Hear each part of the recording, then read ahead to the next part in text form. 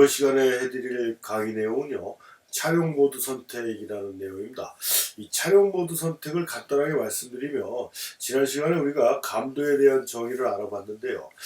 감도라는 게 이제 빛을 조절하는 행위, 감도 설정이라는 게 빛을 조절하는 행위라고 그렇게 말씀을 드렸고요. 그럼 오늘 하는 이 촬영 모드 선택이라는 건 빛을 어떤 방식으로 조절할 것이냐, 라는 그 분류라고 이렇게 보시면 되겠습니다. 그러니까 빛을 어떻게 조절해서 좀 더 편리하게 효과적으로 사용할 것이냐를 분류해 놓은 게 이 촬영 모드다라고 이렇게 보시면 되겠는데요. 그런 촬영 모드에는 크게 네 가지 종류가 있다라고 이렇게 보시면 되겠습니다. 뭐 네 가지 이상도 되지만 우리가 일반적으로 알고 있어야 될 필요는 없지만 그래도 가장 기본적인 게 네 가지다. 예, 첫 번째가 수동 모드, 그러니까 매뉴얼 모드라고 얘기할 수가 있는 거고요. 두 번째가 조르개 우선 모드, 세 번째가 셔터 우선 모드, 그 다음에 자동 모드, 이렇게 네 개로 분류할 수가 있다. 근데 이 중에서 우리가 중점적으로 알아야 되는 건 수동 모드하고 조르개 우선 모드, 그 다음에 셔터 우선 모드 세 가지만 아신다 그러면 실질적으로 여러분들이 사용하는 카메라를 자유자재로 사용할 수 있는 실력이 될 수 있다. 자동 모드를 모르셔도요. 다음에 여기 지금 설명해드린 이 네 가지 방법 모르셔도 충분히 여러분들이 원하는 사진의 결과물을 만들어낼 수 있다라고 이렇게 먼저 말씀을 드리고요. 이 촬영 모드 선택도 이 카메라마다 조금씩이 아니라 많이 틀릴 수도 있습니다. 근데 제 크게 나누면 세 가지 종류라고 이렇게 볼 수가 있는데요. 지금 왼쪽에 이렇게 보시면요. 이게 소니 쪽에서 표시하는 방법인데 MSAP 오토 이렇게 나와 있어요. 그 다음에 가운데 니콘이라고 되어 있죠. 이것도 NASP 오토 똑같습니다. 그 다음에 오른쪽에 있는 게 캐논인데요. NAVTVP FBA 이렇게 돼 있어요. 그러니까 이 유난히 캐논이 표시 방법이 틀리죠. 그럼 요거 이따가 계속 다음 시간에도 이제 이 촬영 모드별 설명을 해드리는데 M이라는 건 공통적으로 다 M이라고 표시되어 있는 이거는 그 수동 모드를 얘기하는 겁니다. 수동 모드를 얘기하는 거고요. S 이거는 셔터 우선 모드인데요. 셔터의 이니셜을 따라서 S라고 표시를 합니다. 그래서 소니나 니콘은 S라고 표시를 하는데 지금 이 캐논 애들은 이 S하고 똑같은 걸 뭘로 표현하냐면 TV로 표현합니다. 이게 타임 밸류예요. 그러니까 캐논 애들만 좀 유난히 튀는 행동을 하고 있죠. 그 다음에 A는 뭐냐면 아파추어의 약자입니다. 이게 조리개 우선 모드입니다. 그래서 이니셜 A를 쓰고 있고요. 소니나 니콘 똑같이 A를 쓰고 있습니다.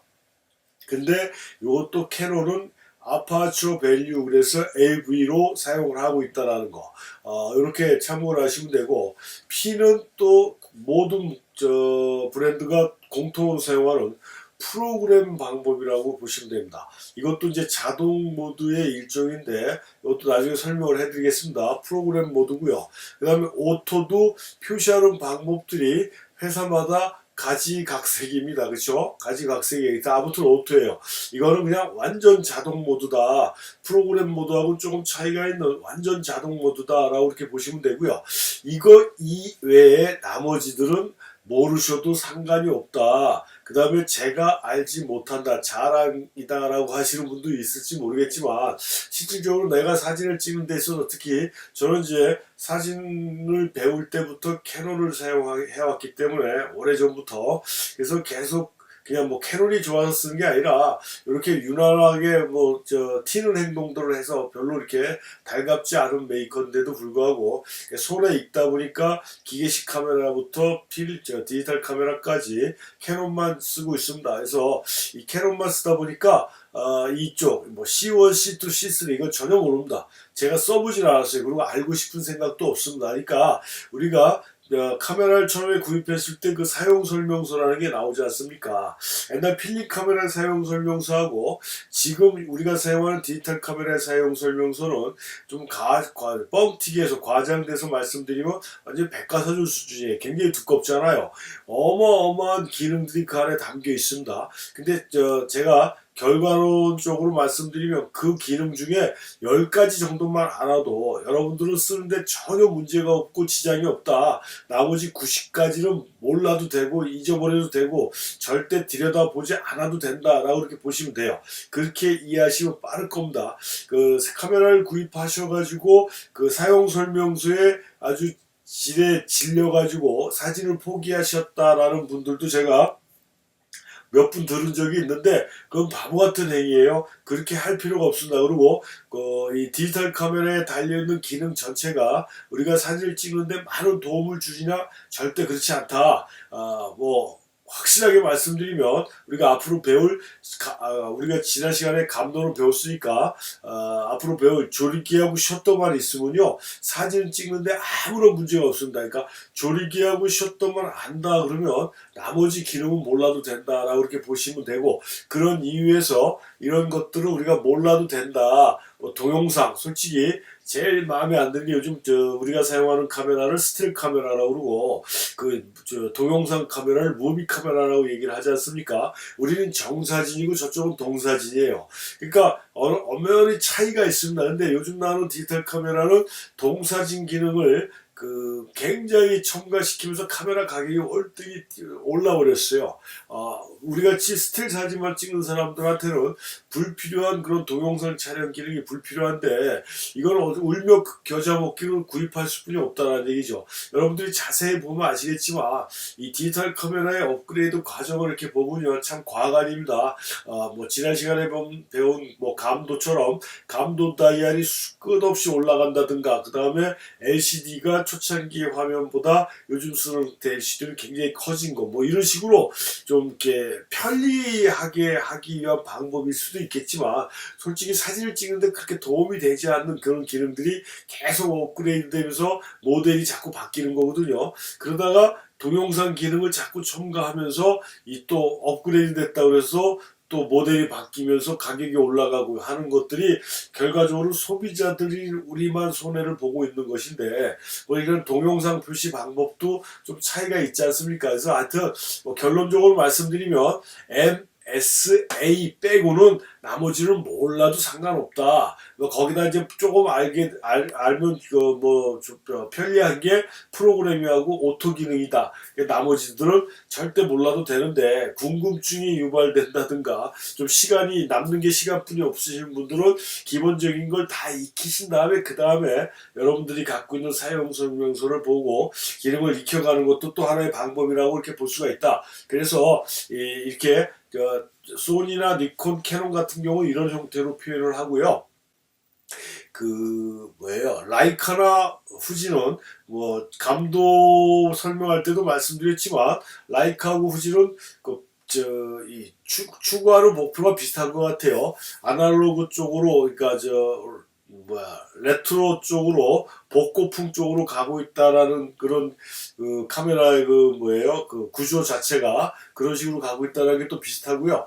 또 이렇게 기능 자체를 설정해 놓는 방법도 라이카하고 후지가 굉장히 비슷한 점이 많이 있습니다. 그래서 이 후지나 라이카 같은 경우는 우리가 앞에서 봤던 다른 브랜드처럼 MAS 프로그램 이런 게 아니라 여기는 셔터 오토, 그 다음에 조리개 오토 해서 이런 식으로 구분한다는 얘기입니다. 라이카도 마찬가지예요. 셔터 스피드 오토, 조리개 오토 해가지고 조리개하고 셔터를 A에 놓으면은 이게 다른 브랜드에서 얘기하는 프로그램 자동 오토 방식이에요. 그 다음에 우리가 P하고 S하고 A, 캐논에서는 AV, TV라고 했지만 S하고 A, S 셔터 우선 모드. 이 셔터 우선 모드라는 건 셔터 우선 모드하고 A 조리개 우선 모드는 반자동 모드입니다. 반자동. 그래서 이거는 내가 원하는 조리개를 맞춰놓으면 셔터 스피드가 자동으로 설정이 되는 거고, 반대로 내가 원하는 셔터 스피드를 맞춰놓으면 조리개 수치가 자동으로 설정이 되는 이런 반자동 모드가 S하고 A, 캐논을 얘기하면 TV하고 AB 모드다 라고 이렇게 보면 되고요. 그걸 라이카하고 후지는 어떻게 되느냐, 셔터 스피드를 A에 놓으면 조리개 우선 모드가 되는 거예요. 다른 브랜드에서 A 모드가 되는 겁니다. 그래서 내가 원하는 조리개를 설정을 하면 셔터 스피드가 자동이 되는 거예요. 반대로 조리개를 A에 놓으면 다른 브랜드의 S 모드가 되는 겁니다. 캐논의 TV 모드가 되는 거예요. 이런 식으로 표시 방법이 각 회사마다 틀리다라는 점들을 우리가 참고하셔갖고 지금 여러분들이 가지고 계신 카메라에 그 설정 방법이, 촬영 모드 설정 방법이 지금 제가 설명해드린 요 범주 안에 있다라고 보시면 됩니다. 그래서 자신의 설정 방법은 어떤 건지를 파악해 주시는 게 좋고요. 이 카메라에서 빛을 조절해 주는 기계 장치는 딱 두 가지가 있습니다. 지난 시간에 우리가 배웠던 감도를 기준으로 해서 감도를 기준점으로 해서 기계적인 장치가 두 가지가 있다. 그 중에서 첫 번째가 조리개라는 게 있습니다. 조리개, 아파처. 그래서 우리가 A 모드라는 게 조리개 모드라고 얘기했지 않습니까? 이니셜 A를 따서. 그래서 이 조리개라는 건 뭐냐면 여기 나와 있듯이 여러분의 얇은 철판으로 구멍을 만들어서 렌즈의 경동에서 구멍을 크게 또는 작게 조절함으로 해서 이미지 센서에 들어가는 빛의 양을 조절해주는 기계 장치가 조리개입니다. 그래서 지금 여기 보이는 게 요게 조리개예요. 그래서 요 구멍을 크게 또는 작게 해가지고 이미지 센서에 들어가는 빛의 양을 조절해 주는 게 조리개고, 이런 기계적인 기능 이외에 어떤 기능을 또 갖고 있냐면요, 심도를 조절해 준다고 그래요. 우리가 피사계 심도라는 얘기를 하는데요, 피사계 심도라는 건 뭐냐면 초점 맞은 범위를 얘기하는 겁니다. 초점 맞은 범위. 그래서 근경에서 원경까지 초점 맞은 범위가 깊고 넓다. 그럼 우리가 피사계 심도가 깊다, 뭐 다른 말로 심도가 깊다 이렇게 얘기하고, 또 원어로 펜 포커스 이렇게 얘기합니다. 그래서 이렇게 근경에서부터 멀리 있는 원경까지 초점이 다 맞는 거 우리가 펜 포커스 심도가 깊다라고 얘기를 하는데, 그럴 땐 조리개 구멍이 작아지면 이런 현상이 생기는 거고요. 그 다음에 조리개 구멍을 크게 하면 빛의 양이 많이 들어오겠지만 어떻게 됩니까? 내가 초점 맞은 부위만 선명하고 나머지는 흐려지는, 그래서 우리가 일반적으로 심도가 낮다라고 얘기하고 언어로 아웃포커스 이렇게 얘기를 합니다. 그래서 아웃포커스는 일반적으로 사진을 모르시는 분들도 많이 알고 있는 기능이요. 우리가 요즘 일반적으로 카메라 대용으로 가장 많이 사용하는 스마트폰에는 이렇게 아웃포커스 기능들이 다 기능을 할 수 있게 만들어 놨습니다. 왜냐하면 그 아웃포커싱을 굉장히 좋아하기 때문에 영상적으로 굉장히 이쁜 영상을 만든다라고 하는 분들이 많아요. 그래서 인물 사진 같은 경우 이렇게 찍을 때 인물은 선명하고 뒷배경 흐리게 하는 이런 처리를 우리가 아웃포커스라고 그러는데, 그걸 우리는 전문적으로 심도가 낮다라고 얘기하고, 그럴 때 조리개 구멍을 크게 했을 때 그렇게 된다는 얘기입니다. 그러니까 다시 말씀드리면 이 조리개라는 건 빛의 양을 조절해 준다. 구멍의 크기를 크게 또는 작게 해서 카메라에 들어오는 이미지 센서에 들어오는 빛의 양을 조절하면서 뭐예요? 밑에 있는 것처럼 심도를 조절한다. 구멍이 커지면 뒷부분은 흐려지고 앞부분만 선명해지고, 조리개 구멍을 작게 하면 그 앞부분부터 뒷부분까지 다 선명해지는 피사계 심도를 조절해 주는 게 이 조리개가 해주는 역할이다라는 겁니다. 이게 그 카메라에서 빛을 조절해 주는 기계장치의 첫 번째 조리개가 해주는 역할이고요. 그러니까 우리가 실질적으로 좀 더 쉽게 이해하실 수 있는 방법은요, 우리가 수도꼭지를 제일 풀로 틀면은 물의 양은 굉장히 많죠. 물의 양은 많지만 멀리는 못 나가는데, 수도꼭지에다 호스를 달고 호스 앞쪽을 꽉 누르면 구멍이 작아지면서 물이 멀리 가지 않습니까? 이런 거하고 같다라고 이해를 하시면 돼요. 그런 형태로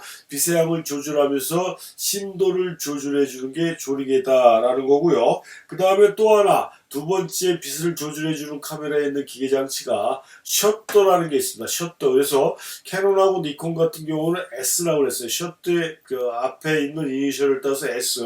그다음에 캐논에서는 TV, 타임 밸류의 약자인 요즘 VB 이렇게 발음하는데, 저희 때는 V로 배웠기 때문에 TV가 훨씬 발음이 편한데, 아무튼 그걸 셔터 우선 모드라고 표시를 한다라고 그랬어요. 그래서 하여튼 셔터는 열리고 닫히는 시간을 길게 또는 짧게 해서 이미지 센스에 들어가는 빛의 양을 조절해주는 기계 장치가 셔터다, 셔터 스피드라고 이렇게 얘기를 하는데요. 이게 빨리 열렸다 닫히면 빛이 덜 들어갈 것이고 느리게 열렸다 닫히면 빛이 많이 들어갈 거 아닙니까? 그래서 감도 배울 때 설명해 드렸듯이 빛의 양이 강도가 세다 그러면 이걸 빨리 열었다 닫는 거고요. 강도가 약하다, 실내나 어두운 곳이다 그러면은 빛의 이미지를 형성하는 동안에 빛의 양이 필요하기 때문에 셔터를 오래 열어놓는 거예요. 오래 이렇게 열리는 시간을 길게 또는 짧게 해서 카메라에 들어오는 빛의 양을 조절해 주는 게 이 셔터 스피드 셔터인데요. 그럼 셔터는 조리개처럼 또 어떤 역할을 해주냐 하면요. 우리가 슬로우 셔터, 고속 셔터 이렇게 얘기를 하는데 그래서 저속 셔터로 찍게 되면은 이렇게 움직이는 것처럼 표현이 된다는 얘기입니다. 우리가 이걸 일반적으로 많은 분들이 장노출 이렇게 얘기하고요. 이것도 전문적으로 얘기하면 블러 촬영이라고 얘기를 하는데 이렇게 장노출 효과를 줄 수 있는 게 저속 셔터고 그 다음에 빠른 셔터 스피드, 그러니까 열렸다 닫히는 시간을 빨리 해버리면 이렇게 스탑 모션으로 나타난다는 얘기입니다. 블러로 나타나는 게 아니라 정지 동작으로 나타난다는 얘기죠. 이렇게 움직이는 시간을 조절해서 움직이는 걸 움직이는 것처럼 표현한다든가 아니면 정지 동작으로 표현하는 이런 이미지 효과를 만들어내는 게 이 셔터 스피드가 해주는 거예요. 이런 게 저속 셔터, 고속 셔터의 방법이다 해서 다시 한번 이것도 정리해서 말씀드리면 이 셔터 스피드는 빛의 양을 조절해주는 그런 구조적인 기계 장치 역할을 하면서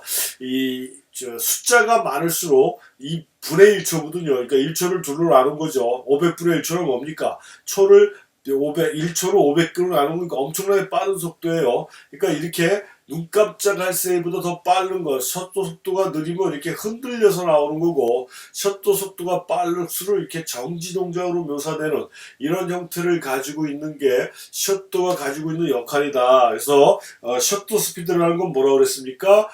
빛을 조절하는 기기 장치는 뭐가 있다라고 그랬죠? 조리개하고 셔터가 있다. 그래서 또 조리개는 또 어떤 역할을 해준다? 심도를 조절해주는 역할을 해준다. 셔터 스피드는 또 어떤 역할을 해준다?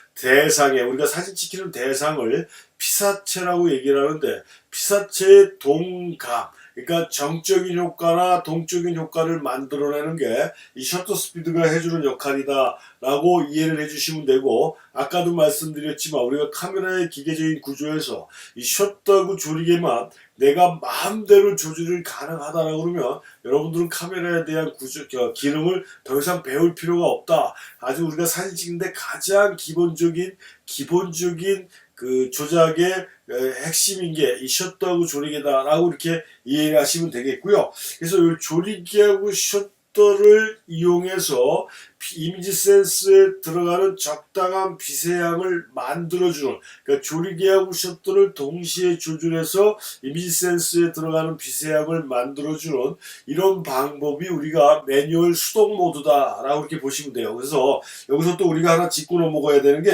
많은 분들이 이 수동과 자동에 대해서 잘못된 생각들을 갖고 있다는 얘기입니다.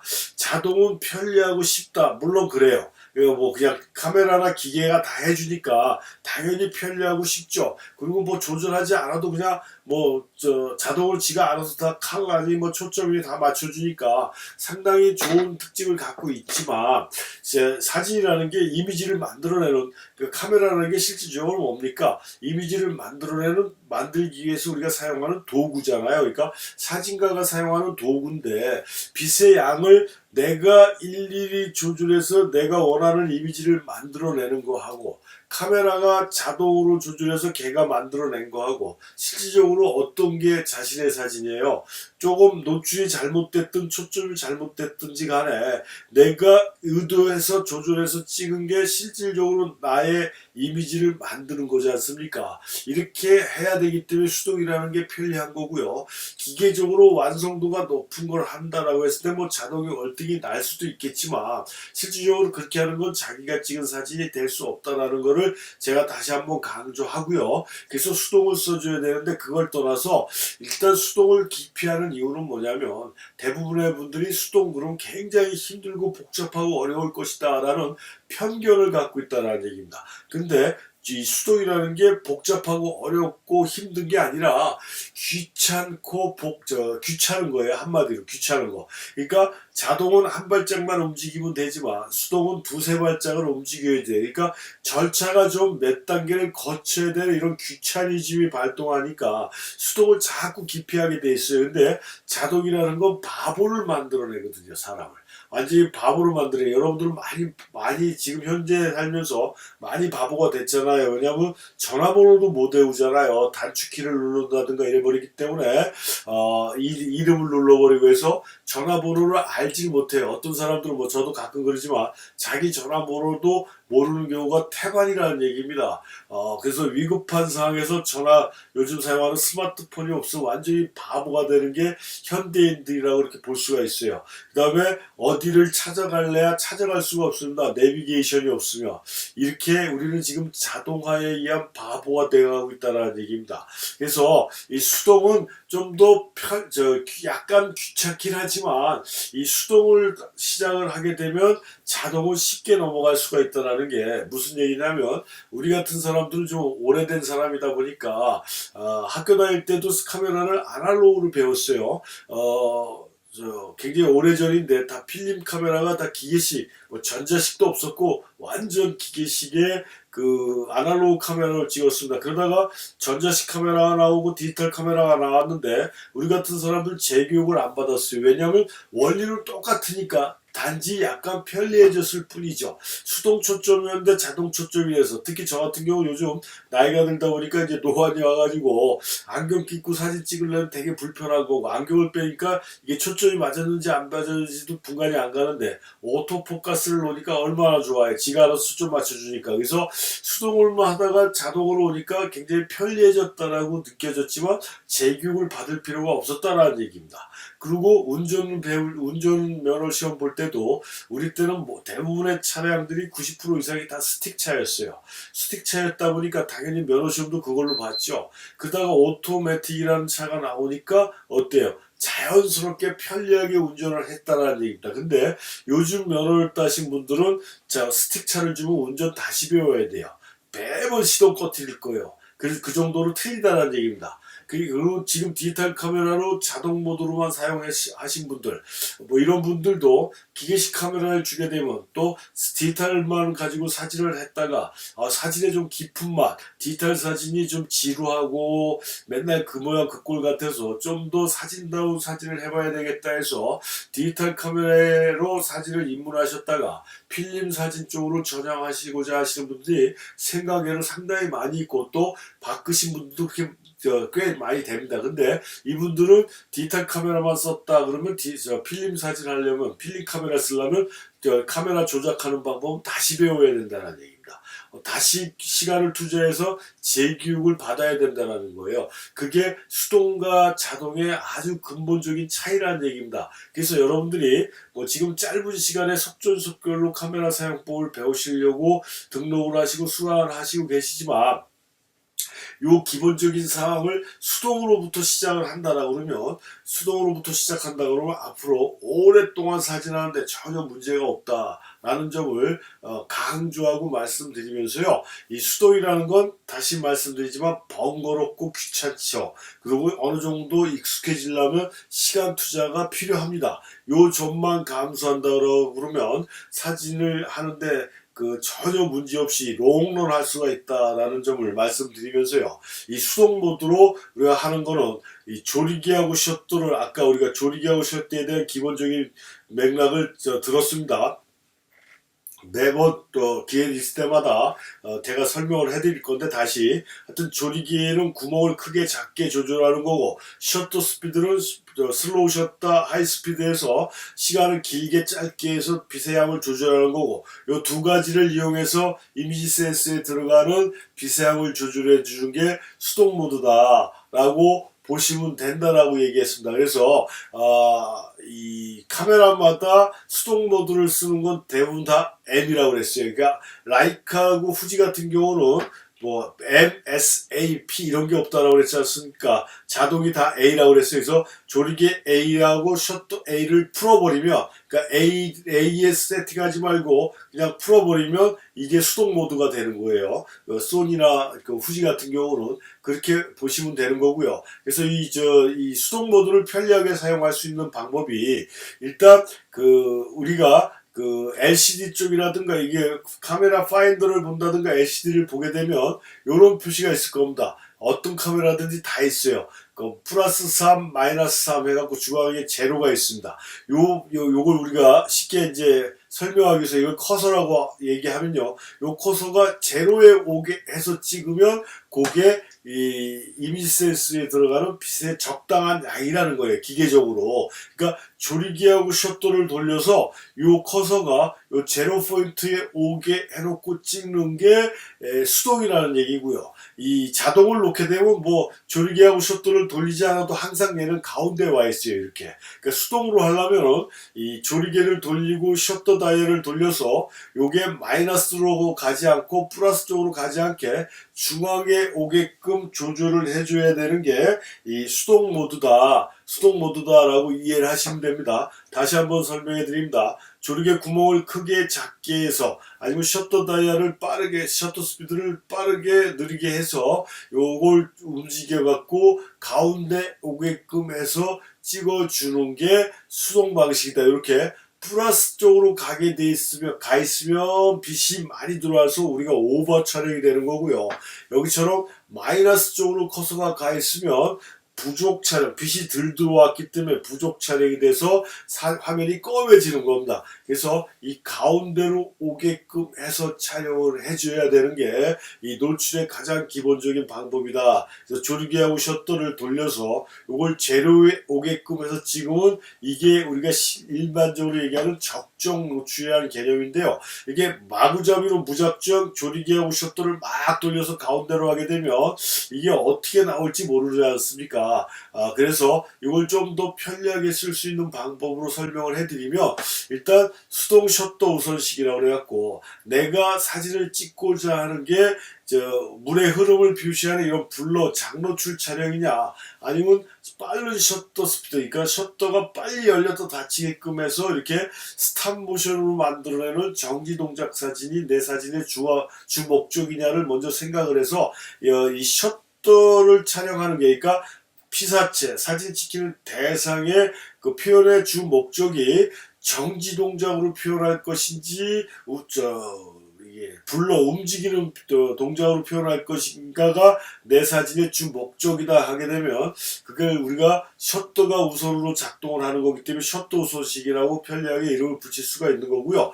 그래서 내가 원하는 게 슬로우 셔터다 그러면 우리가 슬로우 셔터의 기본적인 맥락을 여러분들 카메라에서 있는 것처럼 60분의 1 이하를 우리가 슬로우 셔터라고 얘기를 합니다. 일반적으로. 그다음 60분의 보다 2, 그러니까 125, 250, 500, 1000, 2000, 3000, 4000, 5000, 요즘 나오는 카메라는 대부분 8000까지 있는데 8000분의 1초까지 보통 요 60분의 1초 이상 되는 거 우리가 고속 셔터라고 그러고요. 60분의 1초 이하를 우리가 저속 셔터라고 얘기를 합니다. 그래서 나는 이런 형태로 표현해야 되겠다. 슬로우 셔터로 이렇게 표현을 해야 되겠다면 보통 30분의 1초 이하에서는 이런 효과들이 나타나거든요. 이런 효과들이. 그래서 30분의 1초나 15분의 1초. 그러니까 셔터 스피드 속도, 아라비아 숫자가 작은 쪽으로 세팅을 하게 되면 이렇게 블러 촬영, 장노출이 가능하고요.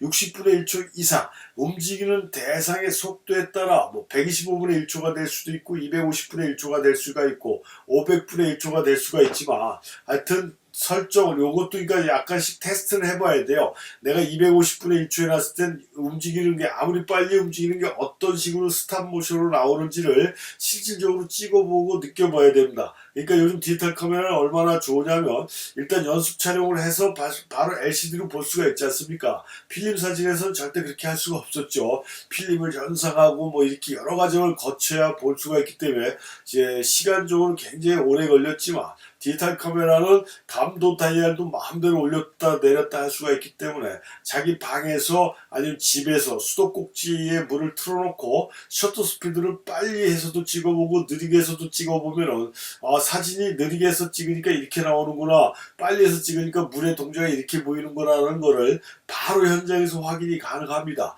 그래서 셔터 다이얼을 다양하게 조작을 해서 집에서 연습해 보는 것도 상당히 중요한 방법이라고 볼 수가 있어서, 아무튼 내가 찍는 사진은 대상의 정지 동작, 대상의 움직이는 모습을 찍는 게 주 목적이다. 그러면 내가 원하는 셔터 스피드를 먼저 맞춰요.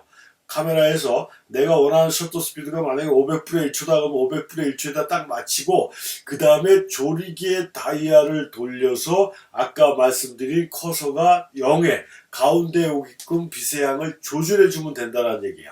셔터 다이얼 돌리고 조리개 돌리고 막 하다가 중앙에 오게 하면은 셔터 스피드가 몇에서 정지가 되고 조리개가 몇에서 정지가 되는지 모르잖아요. 그러니까 내가 원하는 효과가 만들어지는지 안 만들어지는지 그걸 잘 모른다는 얘기입니다. 그러니까 내가 찍는 사진이 대상의 움직임을 정지시킬지 대상의 움직임을 표현할지를 찍는 게 내 사진의 주 목적이다. 그러니까 바닷가 가서 아니면 산에 가서 폭포의 사진, 물의 흐름이라든가 계곡의 물의 흐름을 흐르는 것처럼 표현하는 게 내가 찍고 싶은 사진이다. 그러면 내가 원하는 셔터 스피드를 먼저 세팅을 하라고 그랬습니다. 먼저 세팅을 하고 조리개의 구멍을 크게 또는 작게 해서 커서가 가운데 오게끔 해갖고 찍으면 이게 수동 노출 방법이란 얘기예요.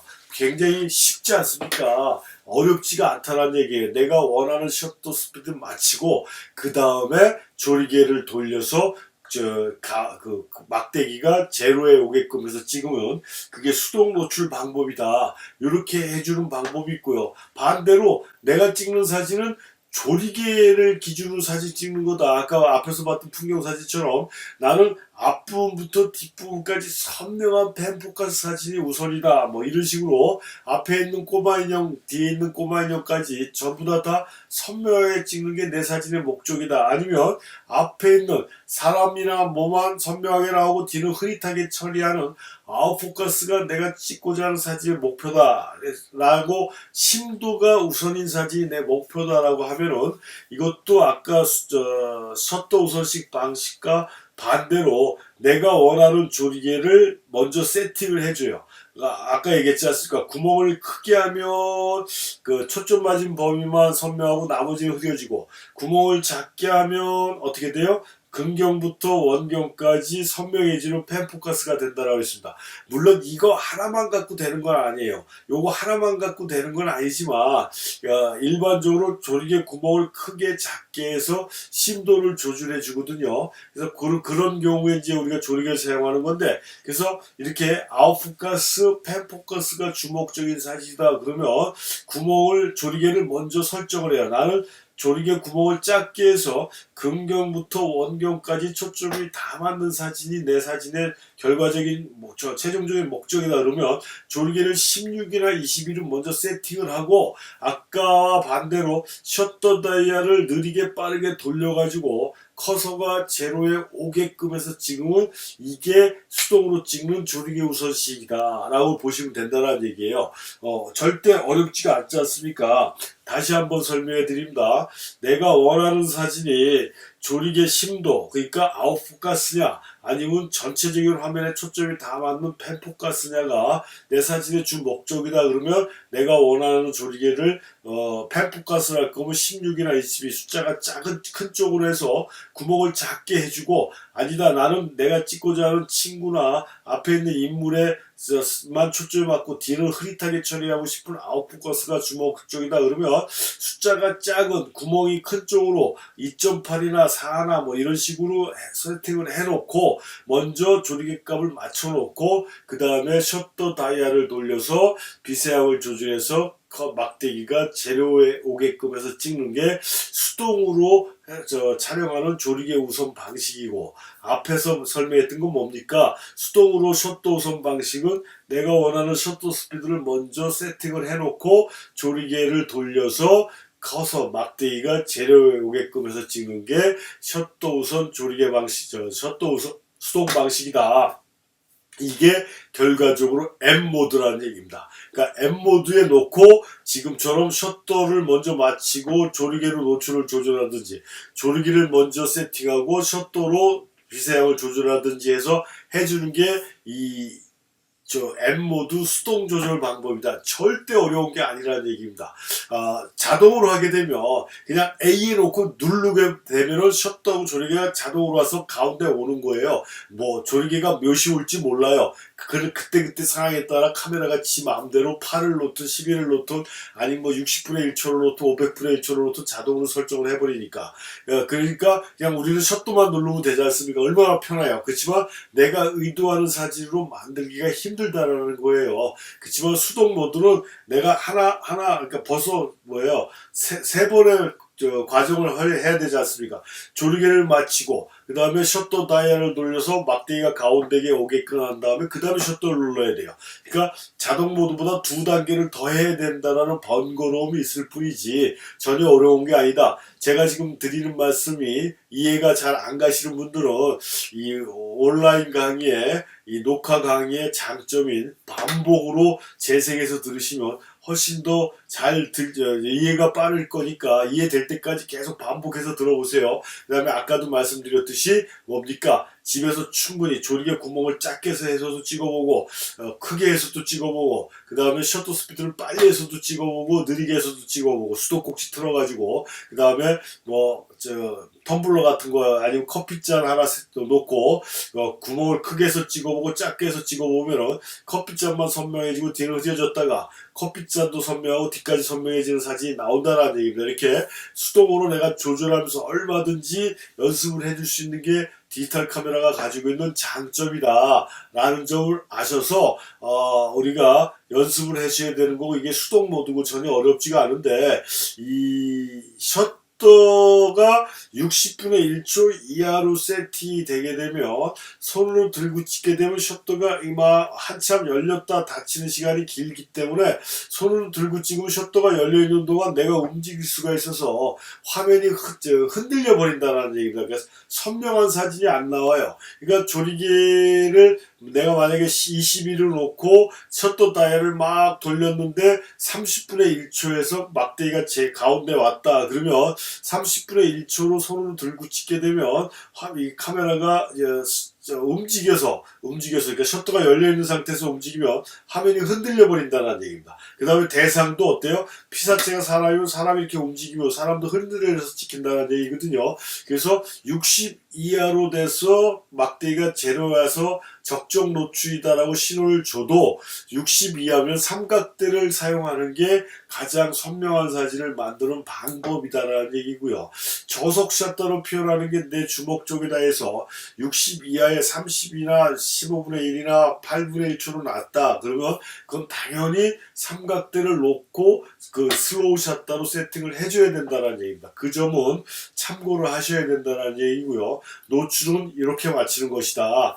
내가 원하는 조리개 설정해서 셔터 다이얼로 제로에 오게 하든가, 내가 원하는 셔터 다이얼을 맞춰놓고 조리개를 돌려서 내가 커서 막대기가 제로에 오게 하든가 해서 찍는 게 수동으로 노출을 조절하는 방법이다. 전혀 어렵지가 않다. 그렇지만 모든 기술은 반복적으로 숙달을 시켜야 된다는 얘기죠. 이론적으로 들으면 누구나 다 이해하는 겁니다. 이론적으로 들으면 누구나 다 이해하는 건데, 실질적으로 그게 내 손에 있지가 않으면 이게 잘 안 되라는 거예요. 그러니까 탁상공론만 된다는 거죠. 실기와 이론이 매치가 돼야 된다는 겁니다. 매치가. 그렇게 해야 된다는 거, 그만큼 자꾸 만져야 된다는 거예요. 내가 사용하는 카메라 이게 뭐 흠집이 날까, 뭐 이거 가지고 뭐 이거 잘못 만지면 고장 나지 않을까라고 해서 카메라를 뭐 신주단지 다루시는 분들이 있는데 절대 그러지 말고요.